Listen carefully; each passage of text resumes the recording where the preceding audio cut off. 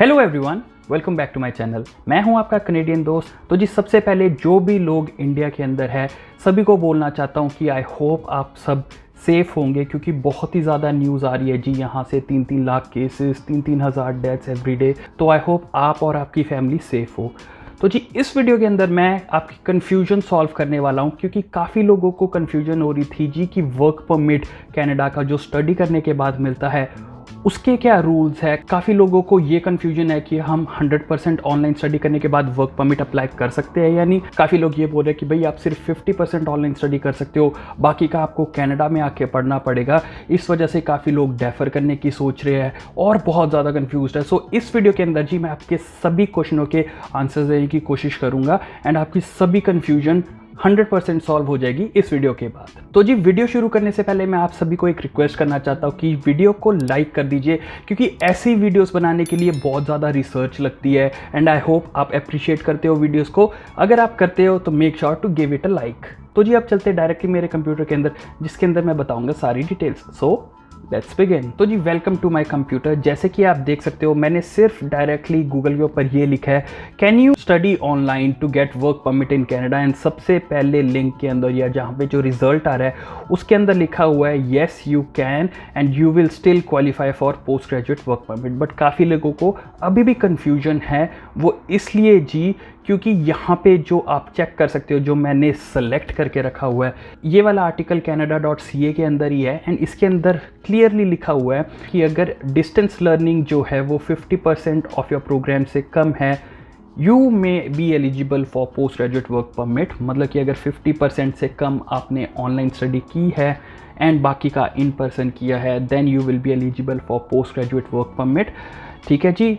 सो ये वाले लिंक को या ये वाले आर्टिकल को लेके काफ़ी लोग जो है मिस इन्फॉर्मेशन प्रोवाइड कर रहे हैं, जबकि मिस इन्फॉर्मेशन नहीं है, ये स्पेसिफिकली लिखा हुआ है कि डिस्टेंस लर्निंग प्रोग्राम्स के लिए है। बट जी अगर हम जाते हैं कि कैसे हम पोस्ट ग्रेजुएट वर्क परमिट के लिए जो न्यू रूल्स है, जो कोविड-19 से रिलेटेड वाले रूल्स है उसके अंदर जाते हैं, तो ये भी canada.ca के अंदर ही एक लिंक है। यहाँ पे जो डायरेक्टली लिखा हुआ है कि कौन कौन लोग पोस्ट ग्रेजुएट वर्क परमिट के लिए एलिजिबल है एंड कैसे उसकी एलिजिबिलिटी अफेक्ट हो रही है। तो इसके अंदर स्पेसिफिकली लिखा हुआ है कि अगर आप इनसाइड कनाडा हो एंड क्योंकि कोविड-19 की वजह से जो आपकी इन पर्सन क्लासेस है वो मूव हो चुकी है ऑनलाइन फॉर्मेट के लिए, देन वो ले सकते हैं and they will still be eligible for post graduate work permit. या अगर उन्होंने फुल टाइम को अपनी पार्ट टाइम स्टडी बना लिया था बिकॉज ऑफ कोविड-19, then they are still eligible for post graduate work permit, जैसे कि आप यहाँ पे चेक कर सकते हो ये वाले लिंक के ऊपर। अब जी if you are outside of Canada, तो मेरे जो मोस्टली व्यूअर्स है वो अभी इंडिया के अंदर है, राइट। तो आपके ऊपर ये वाला जो है वो इम्प्लीमेंट होगा एंड यहाँ पे डायरेक्टली लिखा हुआ है कि अगर आप कनाडा इस टाइम पे नहीं आ सकते and you are taking your classes online, तो आप स्टिल एलिजिबल हो पोस्ट ग्रेजुएट वर्क परमिट के लिए, अगर आप मीट करते हो सभी पोस्ट ग्रेजुएट वर्क परमिट की रिक्वायरमेंट्स। एंड जी ये रिक्वायरमेंट्स जो होती है वो मोर और लेस सेम होती है जब आप कनाडा आ जाते हो। इसके अंदर जी एलिजिबिलिटी क्राइटेरिया तो यही होता है कि आपको स्टडी कंप्लीट करने के 180 डेज़ के अंदर अंदर जो है वो इम्प्लीमेंट करना होता है या अपनी फ़ाइल लगानी होती है वर्क परमिट के लिए, राइट। एंड देन अपना जो रिकॉर्ड होता है, बेसिकली जो आपका वीज़ा होता है, स्टडी परमिट से वर्क परमिट के लिए अप्लाई करना होता है, स्टडी वीज़ा से वर्क वीज़ा के लिए अप्लाई करना होता है, वो सब आपको करना पड़ेगा अगर आप इंडिया में होगे तब भी। एंड देन उसके अलावा जी ये होता है कि आपको एटलीस्ट 8 मंथ लॉन्ग का जो प्रोग्राम था वो कंप्लीट करना है, फुल टाइम स्टडी करनी है, DLI इंस्टीट्यूट होना चाहिए। सो जी इसके बारे में ये वाला लिंक जो है एलिजिबिलिटी क्राइटेरिया का और सारे लिंक्स जो मैंने यहाँ पे बताए हैं अभी वो डाल दूंगा मैं डिस्क्रिप्शन बॉक्स के अंदर। इसके अलावा जी थोड़े से और यहाँ पे रूल्स है जो मैं हाईलाइट कर रहा हूँ यहाँ पे। तो जी इसके अंदर इन्होंने बोला है कि जब मार्च 2020 बेसिकली जब कोरोना शुरू हुआ था उसकी वजह से लॉकडाउन्स लगे थे, अगर तब से फॉल 2021 बेसिकली जी अगर विंटर दिसंबर 31 तक आप ऑनलाइन अगर स्टडी करते हो तो वो वाला जो टाइम ड्यूरेशन के अंदर आपने कोर्सेज कंप्लीट किए हैं वो एलिजिबल होंगे पोस्ट ग्रेजुएट वर्क परमिट के लिए, क्योंकि जी you have a valid reason and Canada government also knows कि आप कोविड-19 की वजह से ट्रैवल नहीं कर पाए कनाडा एंड इस वजह से आप एलिजिबल होंगे ऑनलाइन स्टडी अगर आप इंडिया से करते हो फुल प्रोग्राम के लिए। अगर आपके 2 प्रोग्राम्स थे तो भी आप दोनों प्रोग्राम्स को इंडिया से ही कंप्लीट करके आ सकते हो and still you will be eligible for post graduate work permit. And जी एक और चीज़ यहाँ पे बहुत ही इंपॉर्टेंट है, वर्क परमिट मिलने में प्रॉब्लम हो सकती है।